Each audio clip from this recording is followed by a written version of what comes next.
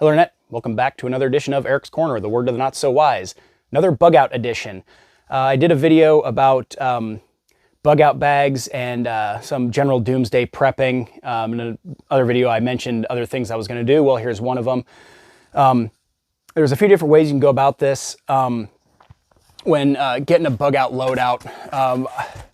If you live in a major city, supplies, water is obviously very important, but supplies, you're going to be more likely to die of exposure. That's cold weather. I mean, this doesn't apply to a lot of places, or of course some places time of year doesn't matter. But if you have to sleep on the ground, for instance, lightweight foam pad, laying on the ground will soak heat out of your body a lot faster than the elements will. So some kind of insulation, straw, make yourself some kind of bed, some kind of shelter. There's probably some good videos about how to build a shelter. I will go out and take my bug out bag, what I have ready, and throw one together to give you kind of some idea. Some kind of lightweight rope to tie things together. A tarp, again, stuff's very lightweight. It is bulky. You definitely want to keep your bulk down and your weight down. I mean, it kind of depends on who you are. If you exercise a lot, or just on a bigger framed individual, you're going to be able to take a little bit more weight, but don't load yourself down so much that you can't consistently make it at least a few, I'd say a few miles at a time. And, you know, dropping your loot might just have to happen if you overload yourself or drop a few things. Sleeping bag, again, this one's bulky. You can get some lighter weight ones. This is a frame backpack. You can find these pretty cheap. I mean, you can spend as much as you want on one, but they're really comfortable. This padding here and the padded shoulders, you got your side pockets for your daily stuff, and then of course your big pouch for things you want to keep generally dry. Some things, the pad, you can strap to the outside of it and kind of save you some room. I'm actually going to move my bug out to this pack because that's what I bought it for. I did my other video and I laid my pack in front of me and made for kind of a crappy video because it was cut off. That's why you can see a different display on my set, so I can set it down and kind of go over it with you a little bit better. But you can get these from military surplus or any or a lot of secondhand stores. Probably get them really cheap. When you're looking for quality, look at the zippers. I mean, you can just feel if they're better quality. This is a fairly decent one. Anything you can get from military surplus is going to be a little bit better. You keep some basic kindling tools for starting a fire. This is a saw, kind of cheap, but it's lightweight. It will get you by for a while. Building a fire, you're generally going to want to do it at night, but you have to think about, are you trying to stay away from people? You know, initial panic might not be as bad, but I hate using movies as a reference, but once people start getting hungry, things start getting very violent. Of course, there's a movie called The Road, and I thought it was a really bad movie, but somebody explained it to me, and he was like, well, there was a flash of light, and most things were dead, and people turned to cannibals real freaking quick, and they had to keep moving. Like, they found somebody's doomsday bunker, had supplies, and the kid wanted to stay there. The dad's like, no, we cannot stay here. You really have to keep moving in an area like I'm at. I mean, it's 5 degrees out right now. I got my heavy winter boots on. I've got, you know, where I live and my hobbies, I have enough cold weather gear. I could probably do it, but it would be very uncomfortable for sure. An event where it's cold like this, you're going to hear me kind of contradicting what I say. But it's just, there's so many different scenarios and the scenario will change as you go. Like how long have we been without supplies? You know, I talked about a bad earthquake wiping out road up north of me. It doesn't matter if it's a mile ahead of me or 200 miles ahead of me, just outside of Anchorage. Road gets wiped out, or a big 30-mile chunk of it. We could be out of supplies for quite a while. But there's lots of fuel. There's millions of gallons of fuel in the boats down in the harbor, provided a tidal wave didn't take them out. So there would be fuel for quite a while. This was a bug out bag I bought, and this was something for my single days. I could just grab and go. It's kind of cheap. It's got the camel pack in it. Lots of these little compartments. This one is for a rifle, which I wasn't thinking. You don't want something like that against your back. When you load out, wear it. walk around with a little bit, make sure it's comfortable, make sure there's not something sticking you in the back. That was something in boot camp when we had our sea bags, which is just a big canvas cylinder. I was running around telling people, hey, put something comfortable on your back. Don't put a wad of socks there. You know, take your clothes, you know, put some clothes there, stuff something around it. Some clothes, stuff something around it, so you have something nice and comfortable on your back. And we weren't going very far, but I mean, it was still probably almost a mile that we had to hike from our temporary P-Day barracks all the way to our permanent barracks. So make sure it's comfortable. I talked about zippers. This one, I mean, you can't really see from where you're at, but this is just a far cheaper zipper than what's on this one. And it's not spectacular, but tourniquet, look into how to use one and when to use one. They were taught to be used back in like World War II, Vietnam. Then we went away from them, and then they kind of came back. They even taught us to use these on the ship, where you should theoretically have medical attention nearby, but mass casualty, you're not going to have it. You know, I got some paint. You can paint your face for some camouflage. Vitamins. I got a little cheese dick reel here and a telescoping fishing rod. You know, food is important. Fish is something general you can find quite a few places. High on protein. Could get you by a lot better. This is a little fishing kit with, I'm pretty sure there's line in there. I should check on that. Go through your bag every now and then. Upgrade things. I mean, I hadn't looked in this bag for a long time before I made my other video, and I'm like, wow, this is actually pretty inadequate. And not really up to date. A can opener. And there's one on this multi-tool as well. You can get these really cheap. This is a high dollar one. It has a cool story behind it. That's for another time. So canned food. Unless you have a readily available water supply, stay away from canned food. There is a shitload of sodium in it, or salt. It's going to dehydrate you. So anytime you're in a I don't have a lot of water situation, just stay away from the canned food. Unless maybe it's, I mean, look on the nutrition label. We all know what those look like. You know, canned fruits and stuff, a lot of sugar. It's not, I mean, it'll keep you going, but it's not fantastic. A water purifier, very important. There's literally a couple $100s worth of essentials you could have in a Bugout bag, and you might only need to last for a few weeks, maybe, and that will get you by. I'm rigged out. I can grab this bag and head into the woods. Not right now because it's 5 degrees outside, but I could survive for indefinitely off this. You know, take off into the woods, grab my truck and family, head back into the mountains. You're going to keep a pretty limited amount of ammo with you because it's heavy. You basically need enough ammo to basically shoot your way out and to hunt for big game. In the situation where I'm hunting for game, so are other people, it's going to go pretty quickly, and the meat you do get is going to spoil quick, unless of course it's 10 degrees outside, in which case, you know, you're good to go.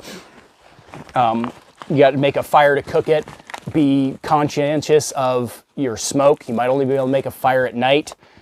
Road flare in case you have to signal for help. Also, they burn extremely hot if you're having trouble getting a fire going. Little tackle kit. You know, lighters, whole pack of them. There's things you can keep. I mean, that's good trading material also. Make sure you don't trade yourself to the point where you don't have enough of your own supplies. Little airplane bottles of booze are really high value trading because, you know, people like to drink. Candles. You light a candle, this will burn for hours and hours and hours, and you won't use up your lighters. Lightweight. You know, you can, and, you know, the case where you have something wet might take a long time to get it going. Set it underneath what you're doing and thaw off your kindling. Super glue, which that's frozen. Good for mending cuts, also repairing stuff if need be. Then again, I'm going to transfer all this stuff to here. You can see this backpack over here is quite a lot bigger. Going bigger is not necessarily better. Have a bigger pack and maybe don't plan on filling it all the way up, because in a Bugout situation, if the disaster is bad enough, you're going to need to come back to town to resupply for something, most likely. So, and if you do have to resupply, carry as much as you can. You know, you can dump it off the other stuff. You have repair material, trading material, etc. You never know what's going to be valuable to somebody else. I also talked about In another zombie survival tip of the day, I talked about bows and arrows and crossbows. From your hardware stores, arrows might be pretty readily available. They're silent and they're reusable. And you can probably figure out how to use one pretty easy. I mean, you can kill small game or whatever you need. So got a little better camera angle to where you can see how I'm loaded out. I mean, it's not that critical. I'm sure you can figure out how to pack this stuff yourself. And there's something in there. What's in there? Yep, bug spray. Depending on where you are, I mean, this isn't very full. Little hatchet, building a fire, or building a shelter. It's a couple of very important things. This will keep you comfortable for a little while. Again, when you got to resupply, think about stuff like this because the bugs can be absolutely atrocious in places. This is a lightweight shelter of some kind.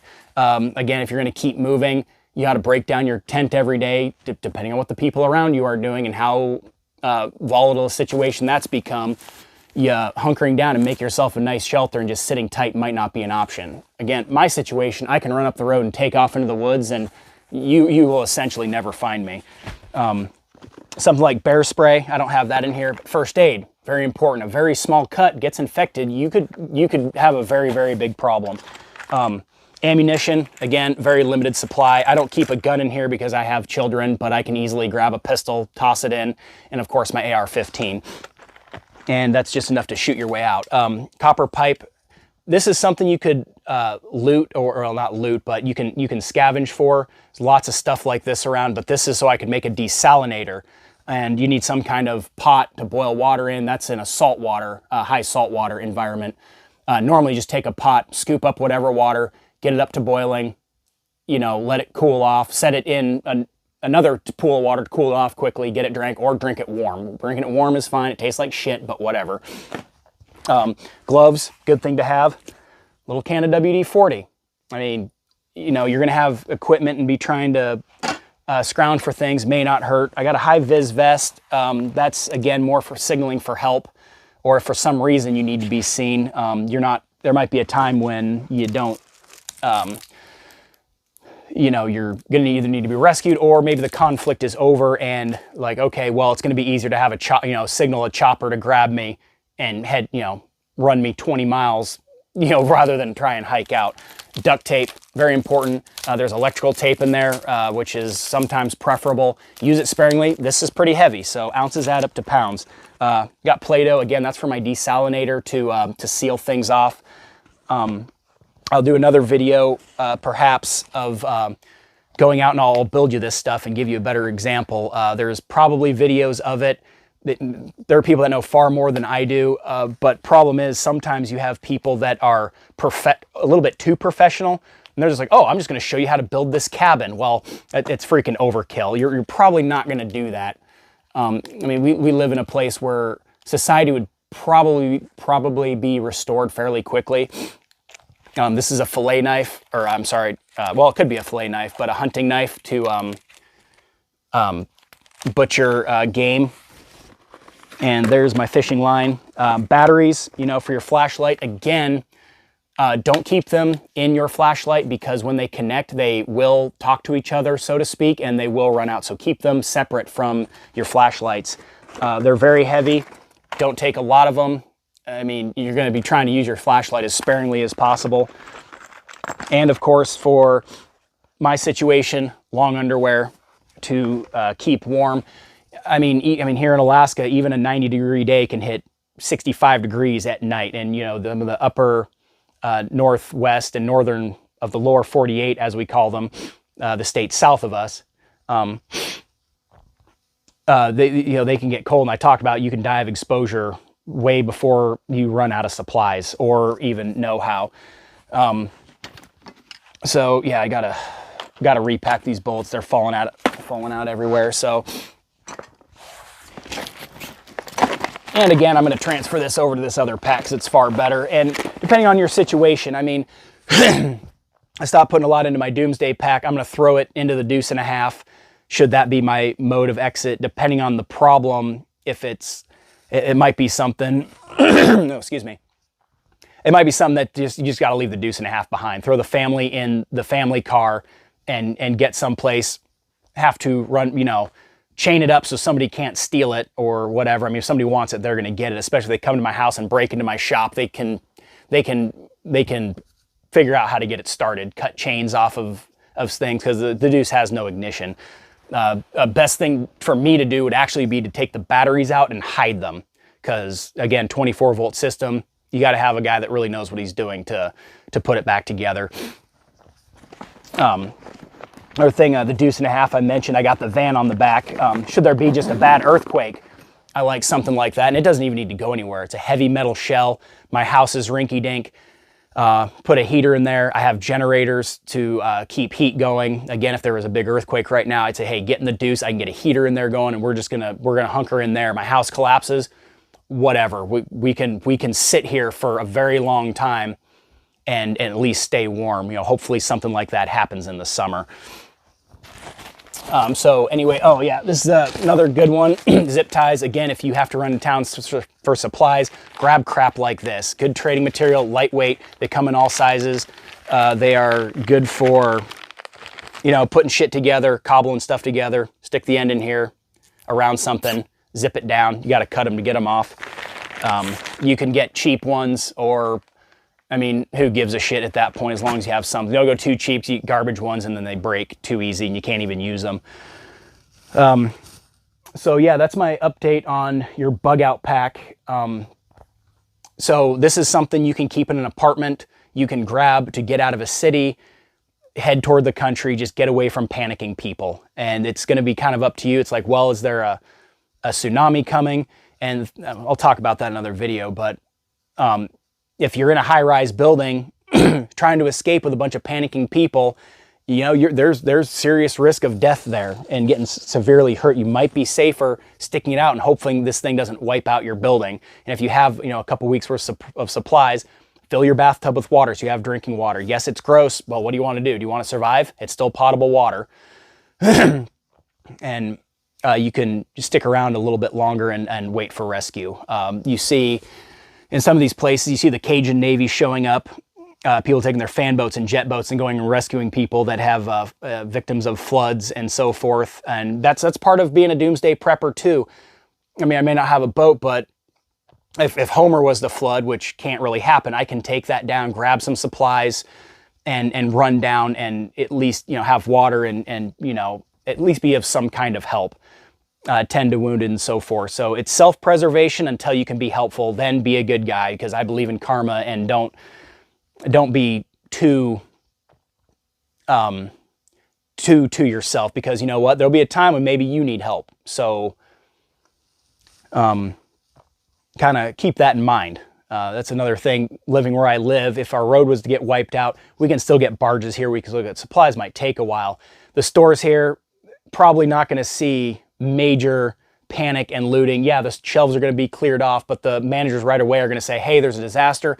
Each person gets one shopping cart full of groceries. Theoretically, I would have enough where I wouldn't have to go, but if I did, I'd say, hey, I have 4 children. Is there any way I can get a little bit more? Versus if it was just me, okay, all I need is a few things. Which again, if it was just me, I would have a little better setup. And whenever I get moved into a permanent place, I'll have a lot more food. And the thing is, you don't need to go to the store and drop $3,000 to do this. You can literally buy a couple things at a time. Bags of rice, bags of beans. I guess beans will go bad, but really high protein. It's good to have a rotating stock. That's kind of hard. But just buy a few things at a time, literally an extra $10, $12 per month. And in a couple of years, you have a pretty good supply of really bland, basic stuff, but it will get you by. And, you know, bear in mind, depending on where you are, there's no point in going too crazy because, well, you can only carry so much.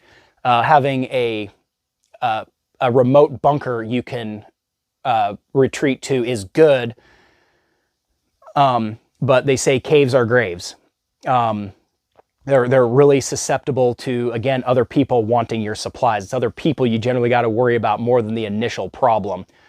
You know, as they say, zombie apocalypse, I mean, you know, able-bodied people are far scarier than slow-moving actual Walking Dead. You know, the show The Walking Dead actually covered a lot of this. It got to be a completely unwatchable show after about season 4. But, you know, kind of look at some movies, see some scenarios. Again, they're kind of bullshit.